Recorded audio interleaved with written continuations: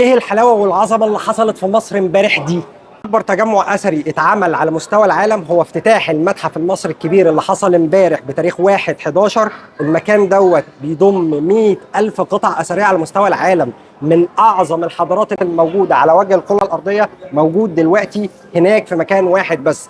مش هكلمك ان المتحف نفسه من المتاحف اللي يصنف ان هو متحف اخضر، مش هكلمك ان بيضم عدد كبير من القطع الاثريه، مش هكلمك ان ده هيأثر في السياحه قد ايه، انا هكلمك على الافتتاح والعظمه وكميه الحاجات. ساعه ونص احنا قاعدين مبهورين بالكامل من اللي حصل في الافتتاح.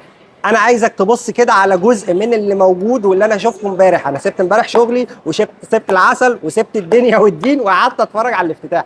خيال يا جماعه، كميه الرؤساء والناس اللي حضرت الافتتاح بجد كان شيء مشرف جدا، سواء لمصر ولكل مصري موجود على ارض مصر او كل مصري موجود في دول خارجيه. الدنيا كلها والعالم كله من مكاني هنا ملوش سيره عن حاجه غير افتتاح المتحف المصري الكبير.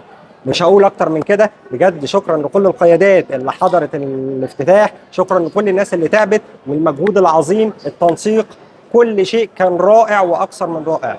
بحب اشكر من هنا اي حد تعب ووصل صوته او رسالته من خلال المتحف ده. ان شاء الله دائما وابدا مصر في تقدم وازدهار، وافتكروا كلامي ده، هيجي يوم من الايام اللي جايه مش بعيده، دي يوم قريب هيحصل فيه كميه حاجات ورا بعض العقل ما يصدقهاش. احلى مسا عليكم، يومكم جميل. لو حد عايز يتكلم في موضوع معين سيب لي كومنت حالا. سلام.